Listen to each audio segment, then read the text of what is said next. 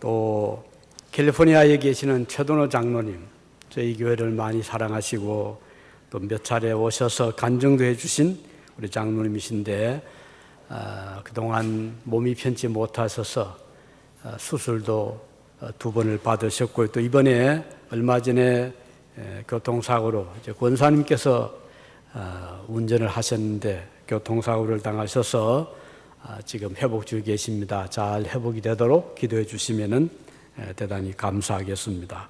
아무쪼록 2021년도 한 해 이제 얼마 안 남았는데 끝까지 건강하게 여러분 한 해를 잘 보내시기를 바라고 또 계속 기도해 주시면 감사하겠습니다. 이제 우리가 지금 감사의 계절을 맞이해서 지난 주일에는 온 세계 교회가 추수감사 주일 예배를 드렸습니다. 저희도 함께 동참을 했습니다. 여러분께서 따뜻한 사랑과 정성으로 하나님께 예물도 드려주시고 또 함께 감사 예배를 드렸습니다. 그리스도인들은 이렇게 살아가면서 하나님께서 베풀어 주신 은혜를 뒤돌아보고 감사의 삶을 살아가는 자들이죠. 풍성한 양식을 주신 특히 가을은 추수의 계절입니다. 1년 동안 세계적인 전염병으로 인해서 많은 제약을 받았지만 오늘까지 저희들을 지켜주신 우리 하나님 은혜를 감사하지 않을 수가 없었습니다. 또 지금 새로 오미크론이라고 하는 또 변종 바이러스가 나왔다고 해서 지금 온 세상이 긴장하고 있습니다. 아무쪼록 어떤 강력한 새로운 바이러스가 나온다 하더라도 우리 하나님 다 밑에 있고 하나님의 관장 아래 있거든요. 우리는 염려하지 말고 기도하면서 잘 극복해 나가도록 하나님 은혜를 더욱 구하시기를 바랍니다.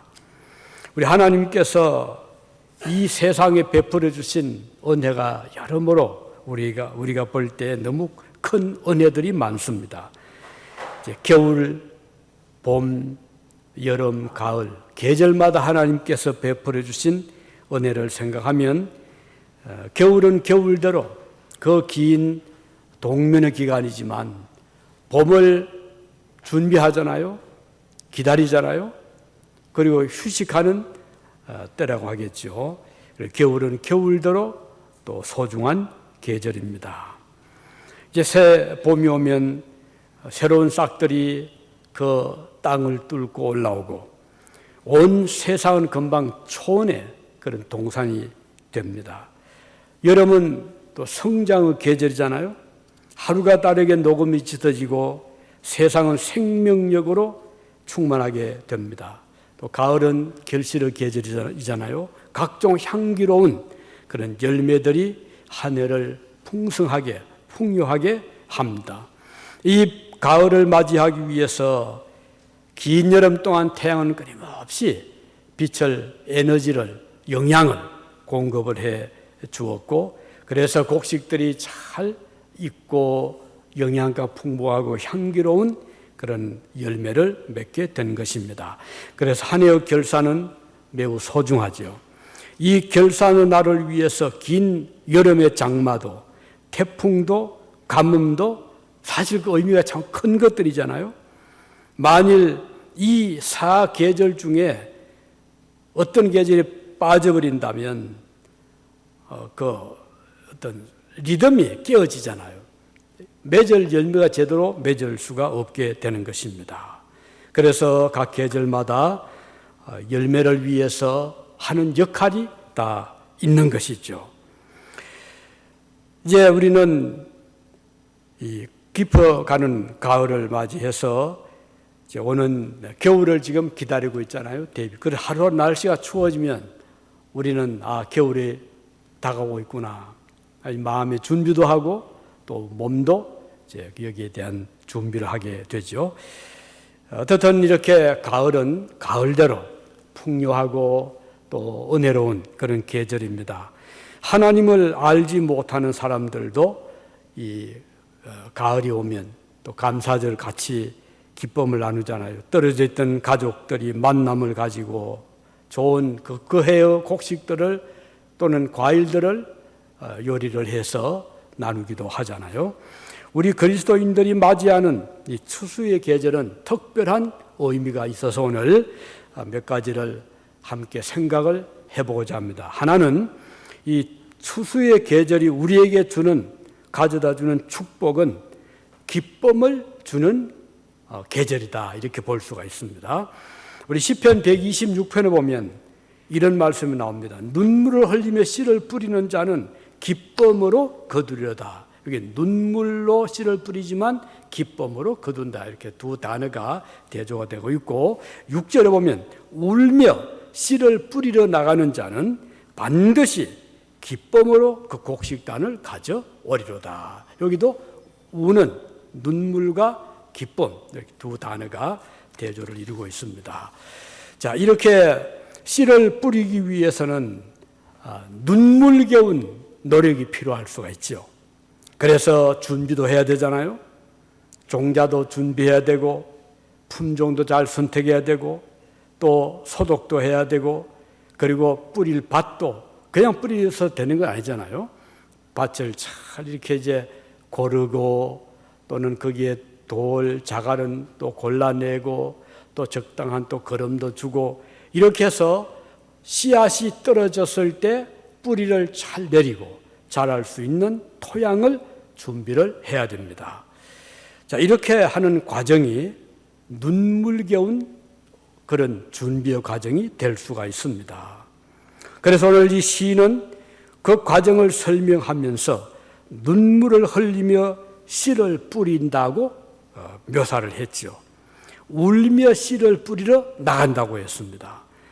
그래서 이 과정은 힘들지만 그 과정을 거쳐야만 열매를 맺을 수 있는 씨를 뿌릴 수가 있기 때문입니다.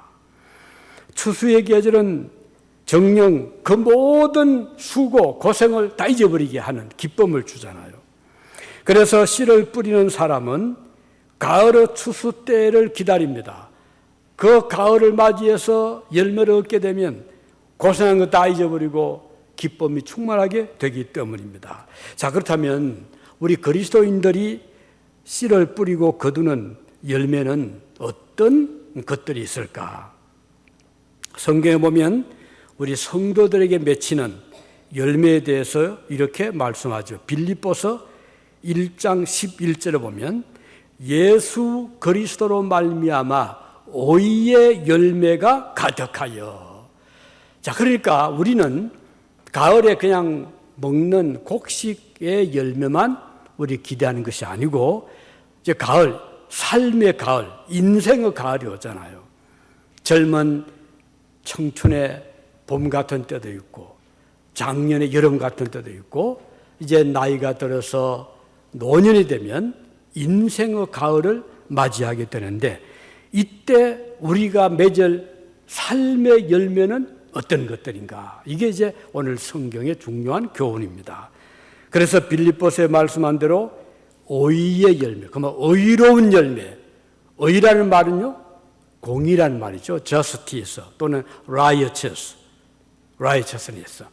공의롭고 의로운 열매가 맺히는 그 삶이 바로 성도의 가을이다, 작년이다, 노년이다, 이런 말씀이 되겠습니다.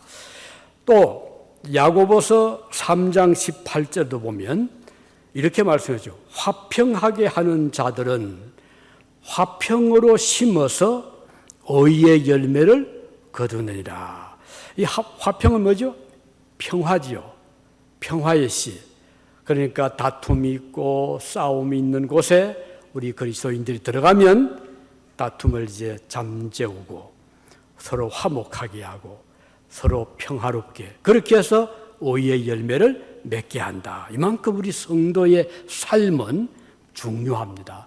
여러분들이 한 가정에서 또는 사회에서 혹은 교회에서 역할을 잘하게 되면 여러분들이 가는 곳마다, 거주하는 곳마다 의의 열매가 맺히는데, 그 방법은 화평을 심어서, 평화를 심어서 서로 이제 평화롭게 하고 사랑하게 하고 이런 여러분들의 삶을 통해서 열매가 맺게 된다. 그런 뜻입니다. 자, 호세아서 10장 12절에 보면 이런 말씀 나옵니다. 묵은 땅을 갈아엎고 그랬어요. 묵은 땅이라는 것은 뭐죠? 오래 다져진 땅. 오랫동안 곡식을 가꾸지 않아서 다져지고 해서 괭이를 쳐도 땅이 잘 안 들어가고 삽질도 못하는 그런 단단한 그런 땅. 이것을 묵은 땅을 했는데, 묵은 땅에는요, 곡식을 심을 수가 없어요. 이걸 부드럽게 이제 흙을 다시 갈아엎어주고 부드럽게 해줘야 되거든요. 그러면 우리에게 묵은 땅이 뭘까요? 우리 마음의 밭이잖아요. 마음의 밭도 묵은 땅 같은 아주 단단한 돌짝밭 같은 그 마음이 부드럽지 못한 강팍한 마음, 이런 마음에는 오이의 열매가 맺힐 수가 없는 거예요. 우리 그리스도인들은 그래서 묵은 땅을 갈아엎는 그 일을 해야 되는데 어떻게 하죠? 이것은 바로 회개의 기도입니다. 우리 하나님 앞에 우리 자신을 돌아보고 그동안 나의 마음 속에 있었던 온갖 묵은 세상의 여러 가지 죄악의 요소들 있잖아요. 어떤 것들이 있죠?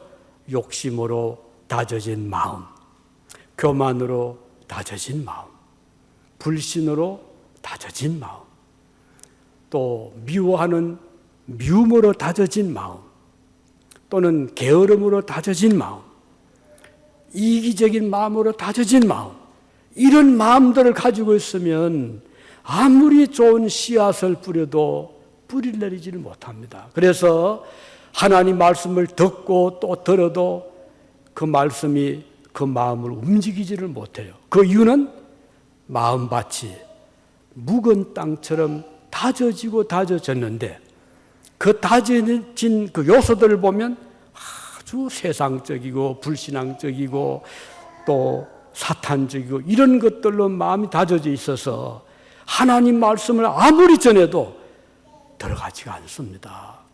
그래서 이런 묵은 땅을 갈아엎듯이 우리 그리스도인들은 날마다 기도의 삶, 어떤 기도? 회개의 기도, 자기를 돌아보는 기도, 하나님 앞에 계속 기도하면서 내 마음속에 있는 묵은 그런 죄악의 마음들을 끊임없이 하나님 앞에 회개하는 이런 자는 언젠가 마음밭이 부드러워지게 되고 하나님 말씀을 들을 때 그 말씀이 마음에 와 닿게 되고 그 말씀이 깨달아지게 되고 변화를 받게 되고 회개를 하게 되고 그리고 나서는 열매를 맺게 되는 거예요. 그동안은 배려하지 못했던 사람이 배려할 수 있는 마음을 가지게 되고 사랑하는 마음을 가지게 되고 베푸는 마음을 가지게 되고 욕심을 버리게 되고 얼마나 큰 변화입니까? 이것은 정말 귀한 일이거든요. 우리 그리스도인들은 그래서 끊임없이 마음의 묵은 밭을 계속 가는 그런 삶을 살아야 된다. 이것이 바로 기도의 삶이고 회개의 삶인 것입니다. 호세아 선지자는 묵은 땅을 갈아엎고 정의를 심으라 이렇게 말씀했습니다. 사랑의 열매를 그러면 거두리라. 맞는 말씀이죠. 또 갈라디아서 보면 5장 22절에 바울이 이런 말씀이었습니다. 성령이 맺히게 하는 열매가 있는데 9가지입니다. 우리가 자주 듣는 말씀이죠. 성령이 뿌려서 맺게 하는 열매가 뭔가?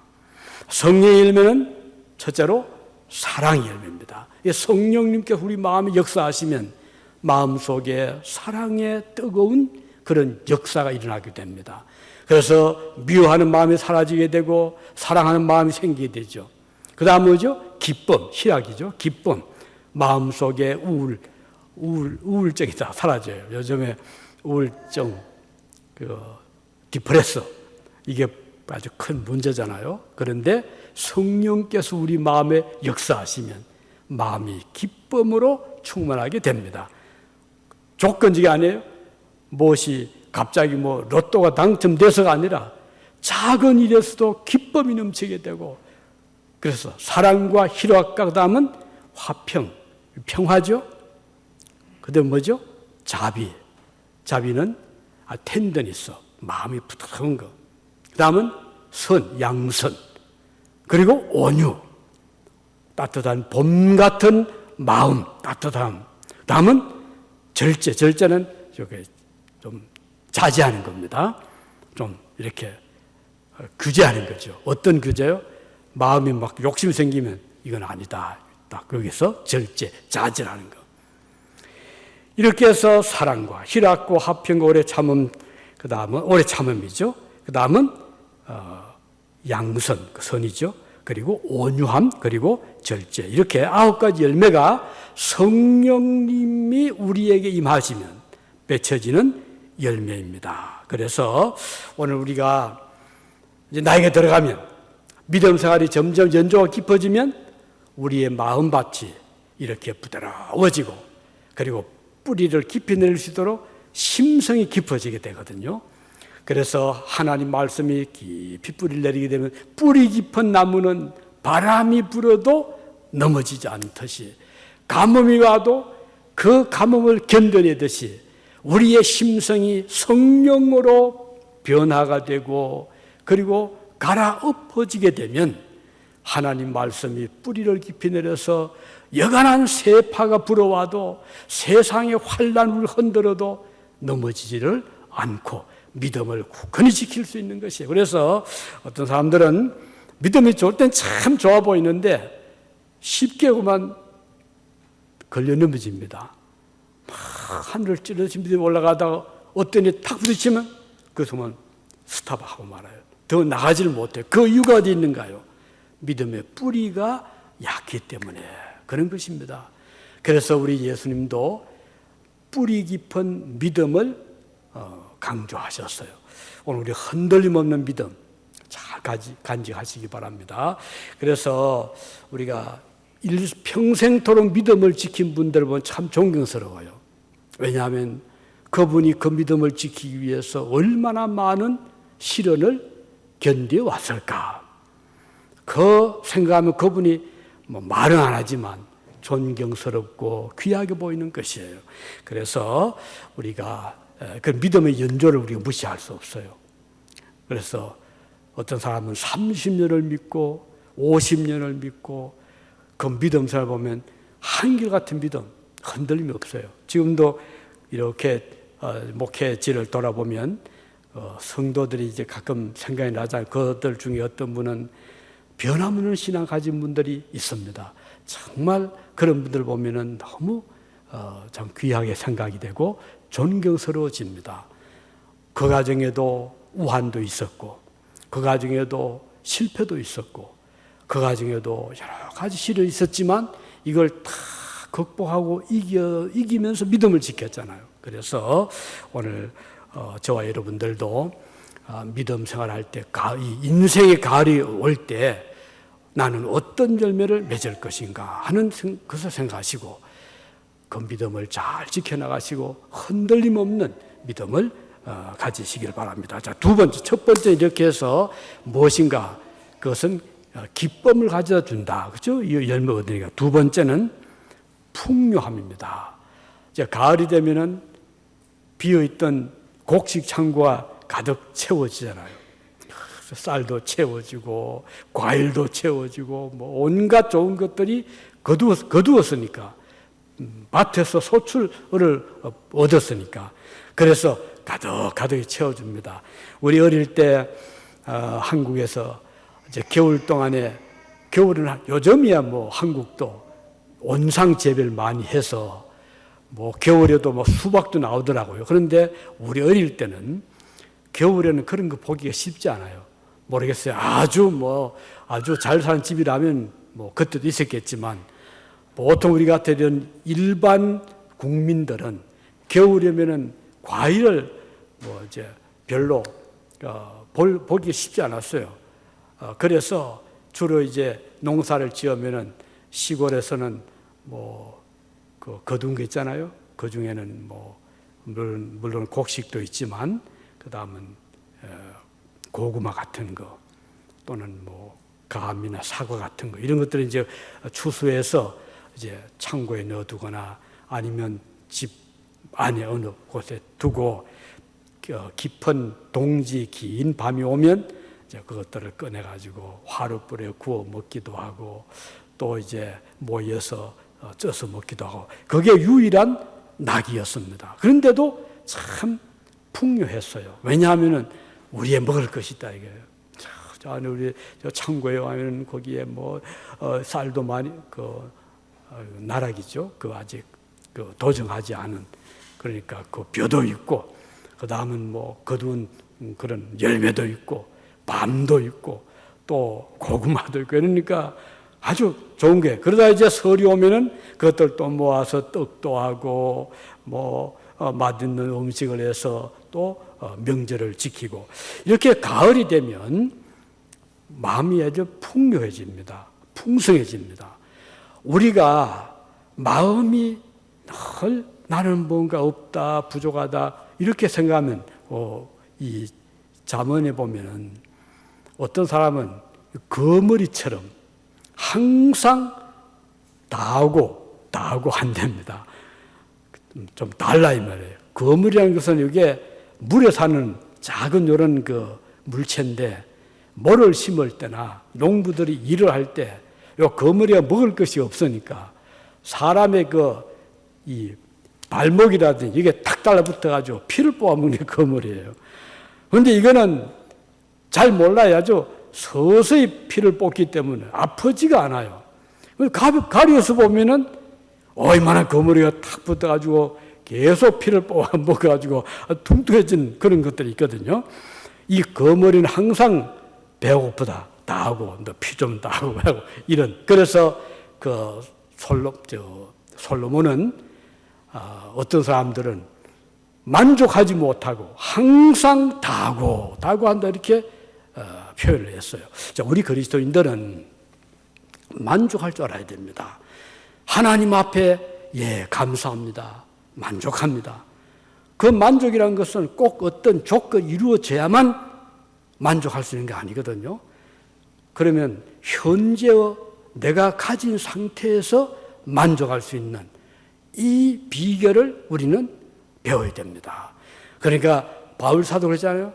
그는 뭐 부자도 아니었고 또 뭐 그가 그렇게 많은 것을 소유한 자도 아니었지만 이 바울은 항상 만족했고 감사했습니다. 오늘 그리스도인들이 우리가 오늘의 삶에 대해서 만족합니다. 감사합니다.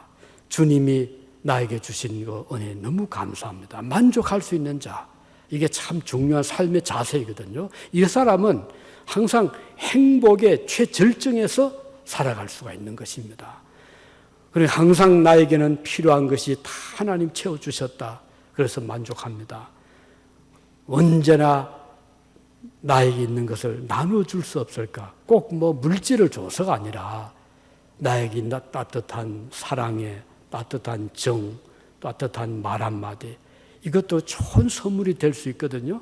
그리고 내 말을 듣는 사람들이 거기에서 위로를 받고 또 은혜를 받는 것이에요. 그래서 이 가을이 되면 풍성함을 준다.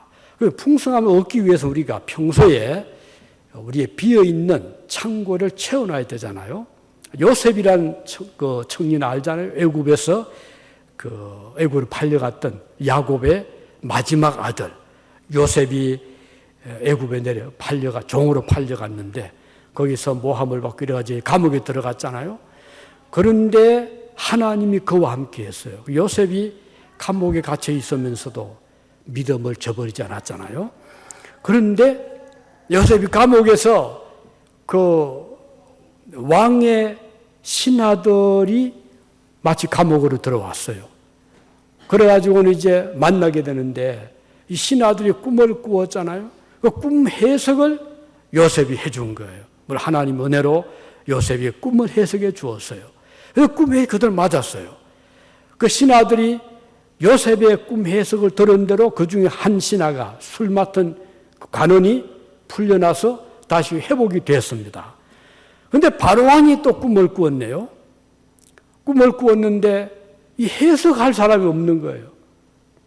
그래서 이 왕이 이제 신하들을 다 모아놓고 내가 꿈을 꾸었는데 그 야비고 아주 병든 그런 그 가축이 꿈에 나타났다.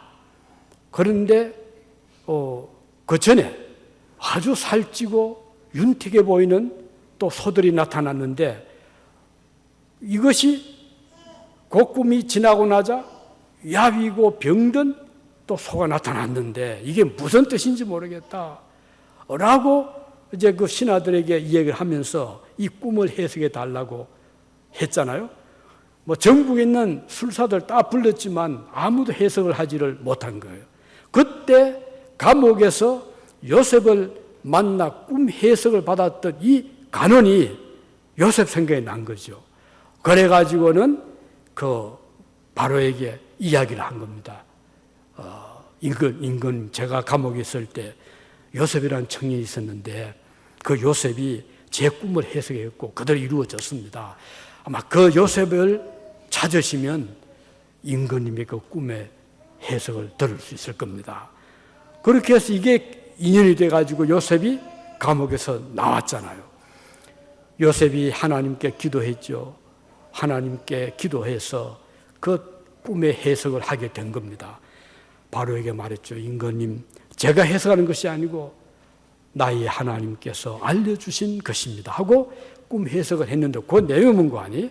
7년 동안 그 살찌고 그런 아주 건강한 그 소는 이제 풍년을 의미하거든요. 7년 동안 풍년이 오고 이어서 7년 동안 흉년이 올 것입니다. 그래서 풍년이 왔을 때 곡식을 다 모아서 허비하지 말고 창고에 다 채워 넣어 주십시오. 그리고 흉년이 오게 될 때 그 곡식을 백성들에게 푸시면 이 흉년을 잘 이제 이겨나갈 것입니다. 이렇게 조언을 했잖아요. 그 일로 인해서 요셉이 애굽의 총리가 되고 실제로 그렇게 했어요. 그렇게 해서 그 흉년 7년을 잘 이긴 그런 역사가 나옵니다. 자, 여기서 보여주는 것은 그 풍년이 왔을 때 그것을 잘 이렇게 보관을 하는 어느 때를 위해서요? 흉년의 때를 위해서. 우리가 이 세상을 살면서 우리에게도 이런 때로는 풍년과 같은 그런 아주 부유한 때도 오지만 어떤 때는 흉년이 오는 것처럼 아주 어려운 때도 오잖아요. 그럼 우리가 자 지금은 뭐 풍년이다 넉넉하다 해서 허랑방탕해서 쓸 것이 아니고 그럴 때에는 잘 이것을 보관을 해서 어려운 때를 위해서 예비하는 지혜. 자, 그 때가 언젠가니 가을입니다. 이 가을이 오면 우리에게 하나님이 각종 영양가 높은 곡식들, 과일을 주시는데 그때 우리 그것을 잘 이제 모았다가 흉년을 대비해야 될 것입니다. 자, 이것이 좀 영적인 교훈이 뭔가? 우리가 이 세상을 살면서 우리에게 하나님이 주시는 풍년이 있습니다. 어떤 풍년이 건강을 주실 때가 있어요. 젊음을 주실 때가 있습니다. 그리고 지혜, 아주 총명한 지혜가 반딱일 때가 있잖아요. 재능을 주실 때가 있습니다. 그러면 그때 우리가 뭐 젊어서 놀자고 그냥 놀 것이 아니고 허비할 것이 아니고 그때 우리가 이것들을 잘 활용해서 언젠가 우리에게 닥쳐올 그 흉년의 때를 대비해서 잘 우리가 보관해 두는 지혜입니다. 우리 생각에는 인생이 뭐 70, 80, 90이라고 했으니 나는 이제 뭐 겨우 20대니까 아직도 멀었다 이렇게 생각하기 쉬운데 사실 세월이 참 빠르잖아요. 뭐 금방 어느새 보니까 50이 되었다. 금방 60이 되고 금방 70이 되는 것이 우리의 삶이거든요.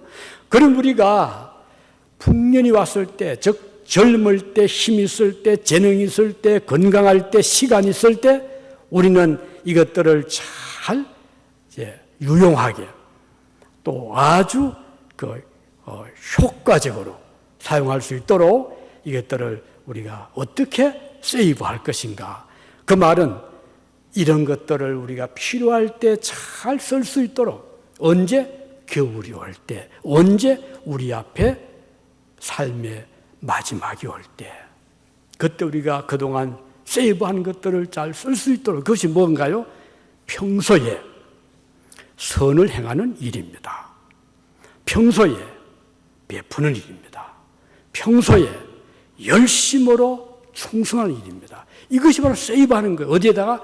하늘나라에다가. 그래서 오늘 이 가을을 맞이하면서 우리 자신을 돌아보고, 나는 지금 얼마나 나의 삶을 내일을 위해서, 겨울을 위해서, 내세를 위해서 지금 준비하고 있는가 생각하시기를 바랍니다.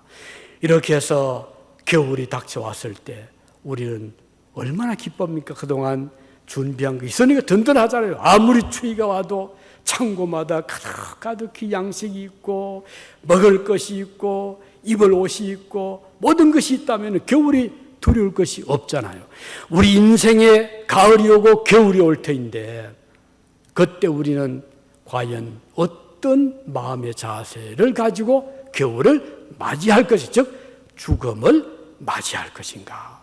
그래서 이제 세월이 흐르면, 가을이 깊어지면 겨울을 준비할 필요가 있습니다. 인생의 겨울이 오잖아요. 그것은 죽음이고 내세입니다. 그래서 그날이 갑자기 닥쳐오기 전에 우리에게 이런 가을의 계절을 주셨을 때 그것들을 선용하시기를 바랍니다. 모아서 그냥 땅에 묻어두는 것이 아니죠. 수건에 싸두는 것이 아닙니다. 부지런히 이것을 활용하는 거예요. 건강을 가지고 열심히 도와주고, 또 우리 주신 시간을 가지고 열심히 선한히 사용하고, 주신 물질 귀하게 사용하고, 이렇게 해서 베풀고 또 주를 위해서 살면 그것이 바로 창고에다가 계속 저축을 하는 것 같은, 저장하는 것 같은 그런 일인 것입니다. 이제 마지막으로 오늘 우리 이 가을의 축복은 뭔가, 이제 우리가 1년 내내 일한 것이 그 가을의 결실로 이제 그 결과물을 얻잖아요. 즉 그것은 어떻게 1년을 살아왔는가 하나의 그것이 이제 평가, 판단, 그죠? 어떤 농부는 농사를 잘 지어서 가을이 풍성한데, 어떤 농 같이 1년을 지났는데도 불구하고 거두는 것이 없을 수가 있어요. 그것은 무언가 문제가 있다는 거잖아요. 그러니까 다시 말하면은 우리가 얼마나 이 거두어 들이는 그 곡식, 알곡을 창고에다가 잘 보관을 시키는가 하는 것인데, 겉으로 보기는 아주 많은 곡식을 거둔 것처럼 보일 수 있잖아요. 입도 무성하고 키도 크고. 그런데 막상 추수를 해보니까 쭉정이고 알곡이 없습니다. 겉으로 보기는 많아 보이는데 내용이 없는 경우가 있잖아요. 자, 이것이 바로 오늘 우리 그리스도인들이 정말 조심해야 될 일인데, 많은 사람들이 겉으로 볼 때는 믿음이 좋아 보이잖아요. 저분은 참 믿음 생활 잘하는구나, 보니까 열심히 일하는 것 같고. 근데 막상 안에 들어가 보니 알 수가 있잖아요. 가끔 그런 경우들이 있더라고요. 어떤 분이 교회를 나왔어요. 이분이 마음으로 교회 나가고 싶었는데 여건이 안 돼서 못 나왔어. 그러나 언젠가 나도 나가려. 보니까 입주에 누구 보니 열심히 믿잖아요. 주일 되니까 뭐 교회도 나가고 또 뭐 교인들은 모여서 뭐 일도 하고. 그래서 그분이 모델이었어요. 야, 저분 같으면은 나도 저렇게 믿으면 좋겠다 해서 이제 벼른 다음에 몇 년이 지난 다음에 교회를 나왔어요. 나와서 믿어서 해보는데, 그러니까 같이 이제 교회에서 이제 전에는 교회 밖에서 가끔 보았고, 지금은 교회 안에서 보게 되는데, 어떤 사람은 안에 들어가 보니까 훨씬 더 내가 본 것보다도 더 그분이 믿음이 훌륭하구나, 저렇게 좋은 일을 많이 하는구나 감탄하는 경우도 있어요. 내가 알지 못했던 보니까 그분이 저렇게 시간을 쪼개고 바쁜 분이 그 어떤 그 선한 일에 좋은 일을 위해서 봉사하고 성경 보니까 저절로 고개가 숙여지는 그런 분도 있고 어떤 분은 반대도 있습니다. 밖에서 볼 때는 믿음이 좋아 보이는데 들어보니까 그게 아니거든. 보니까 그냥 겉으로는 좋아 보이는데 내용이 없단 말이죠. 말은 좋은 말 하는데 열매가 없는 경우도 있잖아요. 말하는 것마다 아무런 성과가 없고 그냥 빈말이 돼버리고 약속을 지키지 아니하고 그래서 실망하는 경우도 있거든요. 자, 우리가 창고에 들어갈 수 있는 곡식은 반드시 알곡이 되어야 됩니다. 쭉재기는 아무리 많아도 그 바람에 다 날아갑니다. 밖으로 버려집니다. 불태움을 당합니다. 알곡은 잘 거두어서 안전하게 보관시키는데 그곳은 지도 못 들어게 하고 또 그곳은 비도 못 들어게 하고 또 바람에 날아가지 않도록 철저하게 안전하게 또 필요하면 온도도 맞춰주고 잘하거든요. 우리 한국에 에어컨이 별로 나오지 않았을 때 저 농촌에요 그 창고에 에어컨 시설을 잘한 그런 창고들이 벌써 있었어요. 일반 가정에는 에어컨 없을 때입니다. 왜 그렇게 했을까요? 농산물을 예를 들어 양파 또는 사과 이런 것들은 온도가 잘 맞아야 되거든요. 특히 양파는 그렇더라고요. 그 양파를 이제 보통 여름에 이제 거두잖아요. 그러면 이거 그냥 썩어버려. 그러니까 창고를 잘 지어가지고 거기에 인슐레이션 넣어가지고 놓고 거기다가 에어컨을 넣어가지고 온도를 탁 맞춰놓으니까 이게 겨울이 와도 그대로 보존이 되는 거예요. 이렇게 잘 보관을 시킵니다. 오늘 저와 여러분들이 좋은 열매를 맺으면 우리 아버지, 주인 되신 아버지께서는 우리를 아주 안전하고 완전하게 보관시키기 위해서 좋은 천국 창고에 우리를 보관시켜 주시는데 그것이 바로 하늘나라 천국이란 우리가 천국에 들어가게 되는 것입니다. 그래서 천국에 계시는 여러분들의 조상분들 또는 여러분들도 먼저 세상 떠나신 분들이 지금 하늘나라에서 우리 주님의 보좌에서 그 안전하고 아름답고 평안한 그곳에서 지금 편히 안식을 누리고 계실 것입니다. 자, 이 가을은 바로 그 천국 창고에 들어갈 마지막 준비를 하는 기회라는 거 기억하시고 오늘 인생의 가을을 잘 맞이하자. 그래서 가을은 기쁨을 주는 계절이고 풍요한 계절이고 천국 창고를 예비하는 계절이 바로 가을이다 하는 것을 기억하시고 오늘 우리 중앙교회 교회 여러분께서 하늘나라에 한 분도 빠짐없이 다 들어가는 그런 아주 복된 자들이 되시기를 바랍니다. 기도하시겠습니다.